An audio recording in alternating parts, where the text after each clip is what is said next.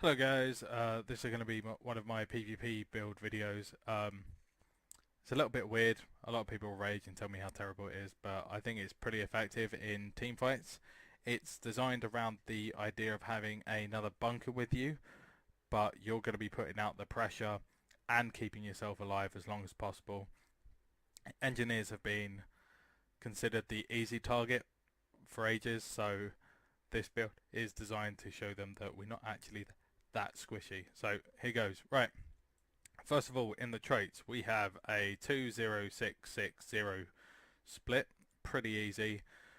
Quite a simple build, but very effective. First one is accelerant packed turrets. Obviously, you're going to be playing semi-decap as well as bunker, as well as team support. So what you want is your turrets knocking people off point. You can keep people off point for a long time with all the turret knockbacks that you have available. So the next trait is stabilized armor. At the moment, getting stunned and locked into position is what keeps an engineer under wraps most of the time. So having a 20% damage reduction when that happens is pretty good. Means that you're actually going to take very little damage while knocked down. So being knocked on your ass or stunned actually becomes a bit of an advantage for you. Next thing you've got is power shoes. Power shoes is a completely interchangeable trait. I personally like it because it gets me around the map quickly, and it means that I can do more, get away from more people, and just be a general pain in the arse of anyone that gets involved. If you don't want that as a speed increase and you just want to sit on point a little bit more, or you have a team member that can give you swiftness quite a bit, thanks for that, Mr. Char, we will have the ability to switch it for elite supplies. Elite supplies is really good for this build. It's due to the extra turret, which I'll explain about in a second. So next one is elixir infused bombs. 191 healing every half second is pretty ridiculous actually.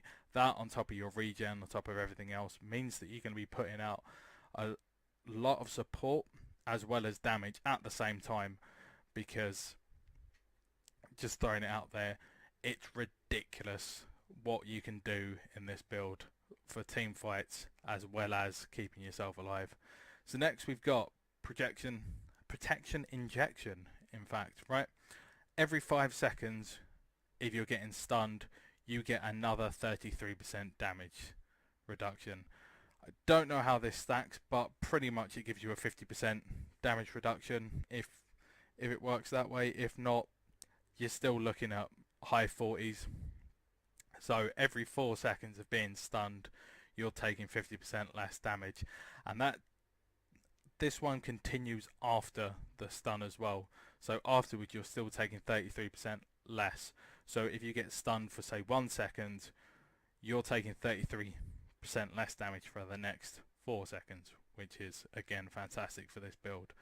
And on top of that is backpack regenerator, more healing for you, more self-healing, means that you can stay alive a lot longer. Combine that with elixir infused bombs, which is going to be ticking around the 380 mark. Add that on top, you've got about 500 a second healing, which will counter a lot of condies on you as long as you can keep it going. The obvious one that it won't is if you've got poison on yourself, but we'll talk about how you're going to be clearing off condies in this build anyway. Next one you've got is experimental turrets, and this is why elite supplies is fantastic, because this when your supply crate drops, the more turrets that you're going to be putting out, the more of these buffs you're going to get. Combine that with energy conversion matrix, you're doing quite a bit of extra damage, and all of your turrets now have a support factor as well as a knockback factor, making them pretty good for team fights. Every 10 seconds, 4 seconds of protection, swiftness, might, anything really, you're gonna be laughing. Right, so let's go into the equipment that we're running. I'm running pistol and shield. Pistol shield is a pretty standard setup for this. Some people might suggest rifle. The reason that I go shield is for the extra blast finisher, the reflect, the knockback, a stun, a blind, and poison for when you need to keep those corpses down. So all in all, I think it's a slightly better mix. also Poison Dart Volley does quite a bit of burst damage if you can time it right, so it's well worth keeping hold of. Next, I've got on my stuff, I've got Sigil of Purity. Now, the reason I've got Sigil of Purity is because Engineer has a real lack of Condi removal, so having that pretty much constant every 10 seconds removing conditions while you're in fight is really good. I've also done it with the Sigil of Generosity to transfer away my conditions. Now everyone's going to be looking a little bit confused as to why I actually have crit rating on this build, but it gets explained in a second. So my currently equipped amulet is a Knight amulet, power, precision and toughness. Everyone tells me this is a ridiculous thing to be running, but you are a true hybrid tank. Now, having 3.2k armor is ridiculous, but we've also still got 18k health. Now, that's not the biggest health pool in the world, but it's not the smallest. It means that actually our healing becomes more effective as it is. It means that those bursts that people need for you to be below a certain threshold get completely counteracted. So it's a really good way of keeping it up. And my runes, again, a weird choice, but a lot of people have told me that this is a weird choice, but I really like them, is Rune of the Pirate. Now, why did I go for Pirate? It's because I want to be putting pressure out to people. So we get a little bit more might duration. We get the ability to give might to all our allies. Now, this is really good in team fights as well, because a lot of people are running strength runes at the moment, and you can help stack up their might stacks. So again, you're putting out more pressure. The last thing is the Parrot. The Parrot actually hits pretty hard. I did some tests on it earlier. It was hitting for about 1200. 1200 might not seem like a lot, but combine that with the fact that you can stack might on him and your bombs are going to be going out, it gives you probably about a 33% damage increase, which is phenomenal in a team fight when you want to put that pressure out. Another option to go for, obviously, is Strength Runes. Strength Runes do really, really well in this build because of the way that you're getting hit all the time. So if you're not happy with Pirate, try Strength. And if you're not happy with either that, or you feel you're too squishy, the next one you can go for is Sanctuary. Sanctuary gives you that health boost, and it gives you a chance to put more pressure up by gaining retaliation for 4 seconds. The other thing as well, it gives you that stability that we don't have access to. If we get down to low health, if they can get us below the 20% mark and stun us, we're screwed. So that gives you a little bit of a safety barrier. But like I said, I'm sticking with Pirate Runes at the moment because it's the way I like to play. Again, this build is very, very flexible when it comes to runes, but try Pirates first. If you don't like Pirate because you don't feel it's doing enough, try Strength. If you don't like Strength because you find yourself too squishy, go for Sanctuary. Sanctuary also works if you're going for the retail build with the elite supplies, so you're going to be sitting on more on point. So give them both a go. They're both pretty effective.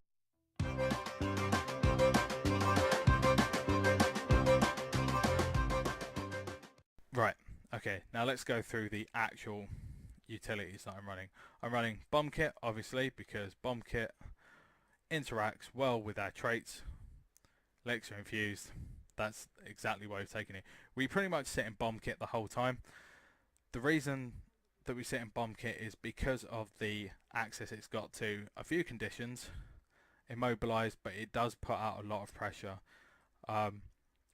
Burning, not very strong on its own, but you know, it's that little bit of extra damage. It's very much point control, healing, everything. Your whole point is to keep a capture point contested for as long as possible and get out. And the reason Bomb Kit is fantastic for that as well is Glue Bomb, and we can also drop a Thumper turret behind us to cripple, so we get away and survive as long as possible. Next, we've got Flame Turret. Flame Turret is the best damage for this build. It doesn't hit hard on its own, but what it does do is if we summon it and it'll block me right out of view, is it's putting might stacks on us. 3 every 10 seconds. Right, this stacks up pretty quickly. So that gives us an extra huge amount of damage. It's not the biggest in the world, but now if you look when it ticks over again, every 4 seconds we have over 2000 power. Now that doesn't seem like a lot on its own, and granted it's not a lot on its own, but combine that with a fire field that we can blast with all of our blast finishers, we're suddenly up to a rather high stack of might. Add on top of that, we've got a chance to grant 3 stacks of might. We get a knockback from it, which does quite a bit of damage, and we get a smoke screen which causes people to miss, making us more tanky. Same as our smoke bomb, we end up with lots of blind. The next one is Thumper Turret. Thumper Turret is itself pretty hard. It means it will survive a long time in AoE. You've got the overcharge, which is a knockback, and a blast finisher, giving us more stacks of might. It gives protection, a very short duration of protection I might add, but still protection every so often. If we're getting stunned as well, you can almost maintain 100% uptime on protection. Another knockback, blast finisher, and you don't have to activate the detonates for them to be effective.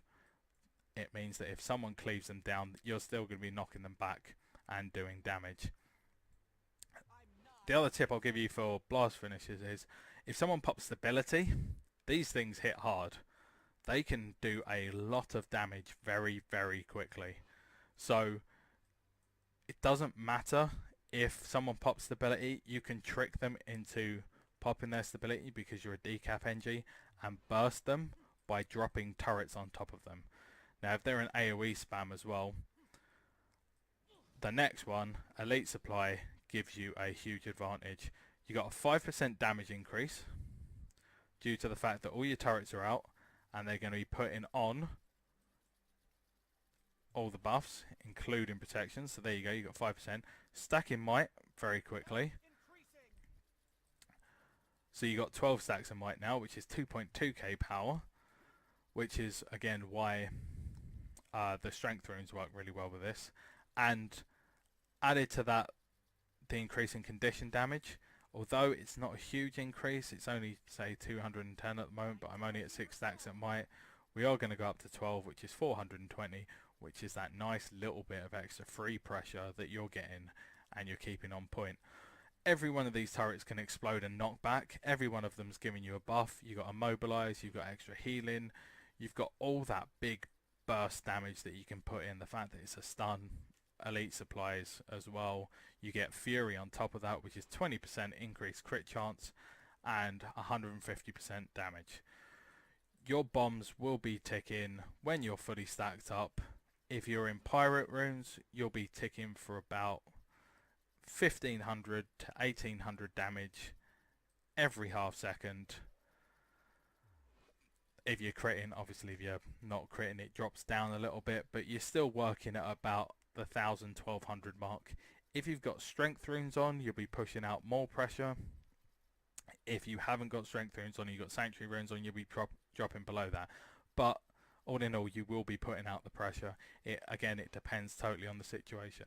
Blind fields are fantastic, I find, because if you can drop a smoke bomb like that and detonate, you can area stealth, and 6 seconds is more than enough for you to stealth stomp someone. Or get away if you need to escape the situation. Being able to stealth your way out of a situation is pretty handy. The other thing, finally, is the tool belt skills. A lot of these turrets have been selected as well, and the kits have been selected for the tool belt skills. Big old bomb, large damage, small amount of healing, large launch, blast finisher, fantastic. Rumble, small stability, not worth anything, quite a bit of damage, is a stun breaker and a blast finisher. Again, really handy if you want to stack up that might or get yourself out of a situation. And throw napalm. Throw napalm's a bit of a weird one. It does a lot of damage when it initially lands, doesn't do much when it's down, but is a fire field, gives you that little bit of extra point pressure. well worth taking. So that is my PvP build. It's obviously a non-cost build for when you want to go into PvP. It doesn't work as a solo play against multiple people. It will work one-on-one against a lot of specs. It demolishes Minion Master Necros and Spirit Rangers. The reason being that because it puts out a lot of AoE, it's really ticking down their minions. If you can out-survive their burst, which you can because of your knockbacks, your supply crates and everything, you can remove all of their spirits and minions and destroy them. So add that to the blind fields and whatever, you've got huge amounts of control over the fight. Your job isn't to go in and win every fight. It is, however, to go in, support, and go and stealth cap if needs be. You're fast, you're hybridy, you can take a lot of damage, but you can also deal a lot of damage. And if you do get people down, you don't have to finish them. Your bird does quite a bit of damage in the down state. If you want to run off and annoy people somewhere else, you can leave someone in a down state and leave your bird to attack them. Your bird won't leave that person alone until it's dead, run out, or you start attacking someone else. But in PvP, if you're running away from a point, you're probably keeping them in the down state. Just that little bit of extra help. So, hope you enjoyed the video, guys. Comment, like, subscribe, and please share it with your friends, because I think engineers need to come back, especially in EU. They're really popular over on North America at the moment, but we need to bring engineers back into the PvP scene.